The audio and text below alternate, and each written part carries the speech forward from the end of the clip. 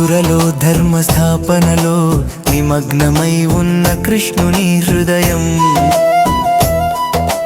మాత్రం గోకుల పట్ల, ముఖ్యంగా రాధ పట్ల అనురాగంతో నిండుంది.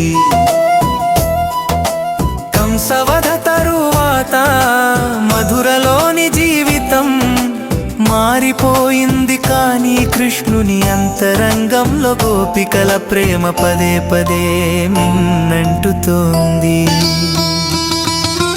గోకులంలో రాధ ప్రేమలో మునిగిపోయిన పరమ భక్తురాలు.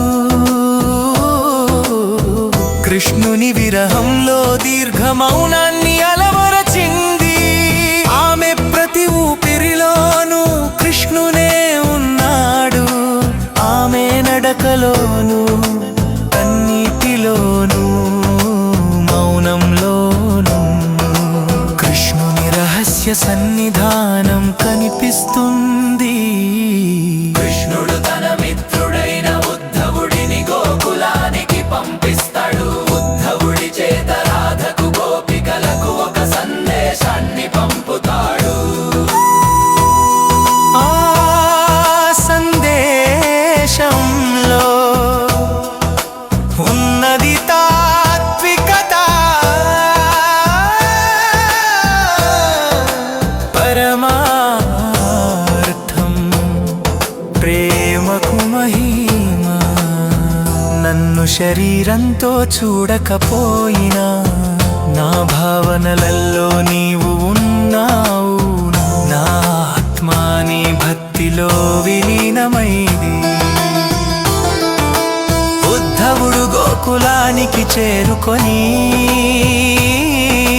గోపికల ప్రేమను చూసి విస్మయానికి గురి అవుతాడు. వారికి కృష్ణుని సందేశం వినిపించిన వారి కన్నీళ్లు ఆగవు. కానీ ఆ కన్నీళ్లు గుండెల్లోనూ నిరాశ కాదు, భగవంతుని పట్ల పరిపూర్ణమైన విశ్వాసం. రాధతో ఉద్ధవుడు ముఖాముఖిగా మాట్లాడే క్షణం అది మౌన గీతంగా మారుతుంది. ఆమె అతనికి చెప్తుంది, నీవు సందేశం తీసుకొని వచ్చావు, కాని కృష్ణుడు నా మౌనంలోనే ఉండే వ్యక్తి.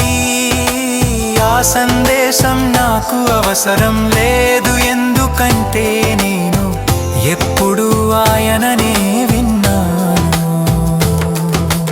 ఉద్ధవుడికి అప్పుడు అసలైన భక్తి అర్థమవుతుంది. రాధ భగవత్ ప్రేమకు సాక్షిగా మారింది. తన భక్తితోనే కృష్ణుని సమీపంలో ఉన్నదని తెలుసుకున్నాడు ఉద్ధవుడు. కృష్ణుని వద్దకు తిరిగి వెళ్ళి చెప్పాడు, ప్రభూ నీవు గోకులాన్ని వదిలావు, కానీ వారు నిన్ను వదలలేదు.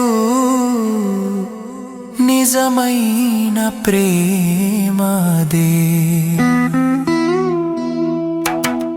ఈ ఎపిసోడ్లో భక్తికి, భగవత్ సౌందర్యానికి మధ్య ఉన్న మౌన బంధాన్ని చూస్తాం. రాధా కృష్ణుల మధ్య దూరం ఉన్న వారి హృదయాలు ఒక్కటే. కృష్ణుని వద్దకు తిరిగి వెళ్ళి చెప్పాడు, కణెవు నీవు గోకులాన్ని వదిలావు, కానీ వారు నిన్ను వదలలేదు. నిజమైన ప్రేమ అదే. ఈ ఎపిసోడ్లో భక్తికి, భగవత్ సౌందర్యానికి మధ్య ఉన్న మౌన బంధాన్ని చూస్తాం. రాధా కృష్ణుల మధ్య దూరం ఉన్న వారి హృదయాలు